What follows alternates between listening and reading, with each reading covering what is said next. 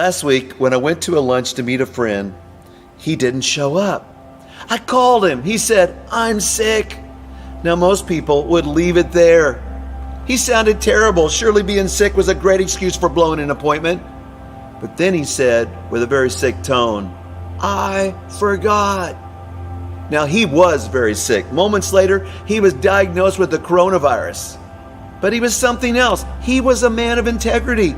He would not let being sick be his excuse. He told the truth. He had forgot. Jesus believed that integrity was important, especially when it came to money. In Luke 16, verse 10, it says, "Whoever can be trusted with very little can be trusted with much. And whoever is dishonest with very little will also be dishonest with much. So if you have not been trustworthy in handling worldly wealth, who will trust you with true riches?" We submit to numerous integrity tests every day, and how we pass the integrity tests that come our way has everything to do with spiritual warfare. Ephesians 6:13 says, "Therefore put on the full armor of God, so when the day of evil comes, you may be able to stand your ground. And after you have done everything to stand, stand firm." Now get this, "with the belt of truth buckled around your waist." Satan, the father of lies, majors in lies. And in order for the believer to defeat him, they must major in the truth. If Satan can get us to let little things slip in regard to our honesty, he gains a foothold into our lives. Now, this can be illustrated in the sordid story of David's affair with Bathsheba. First, David sinned. Second, he tried to cover it up. And third, David even murdered a man. He was lying the whole time. And because of David's lack of integrity, his life fell apart, his family fell apart, and he almost lost everything. David expressed how important integrity was to God in Psalms 51:6.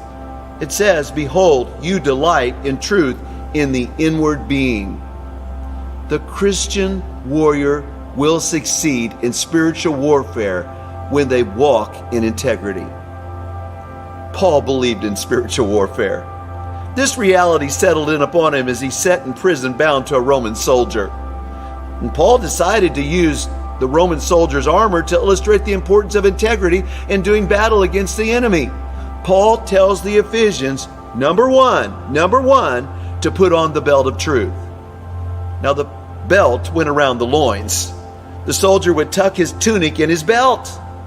And wearing the belt gave the soldier freedom of movement, allowing him to move quickly and decisively against the enemy.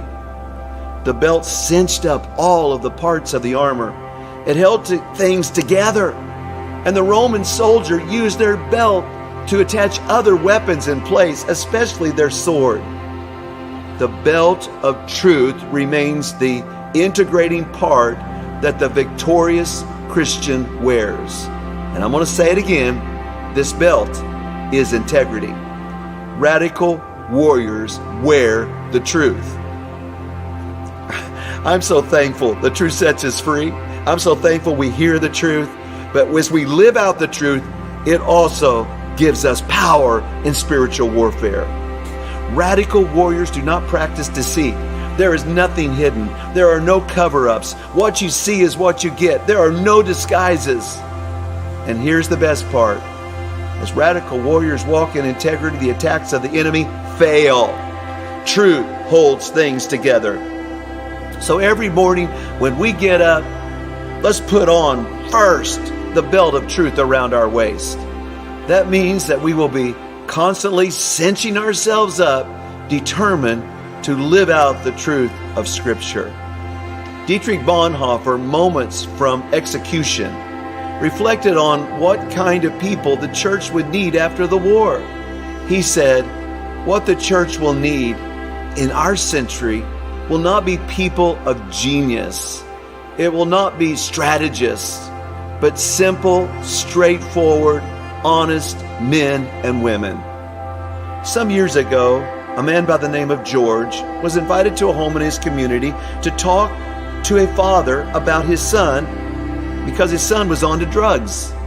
And as he sat in his living room that evening, the dad described his son. He said, "There's a thing that bothers me. It bothers me most about him being into drugs. It's the fact that drugs have made him a liar." Hardly were the words out of his lips when the phone rang and his wife went to answer it, and she came back and said to the father, "So-and-so is on the phone and wants to talk to you." His immediate answer was, "Tell him I'm not home." George then asked the question to his readers, who made that boy a liar? Drugs or his dad? Everything starts and ends with integrity. If you want to win in spiritual warfare, you gotta have integrity. The first thing you must do is stand firm with a belt of truth buckled around your waist.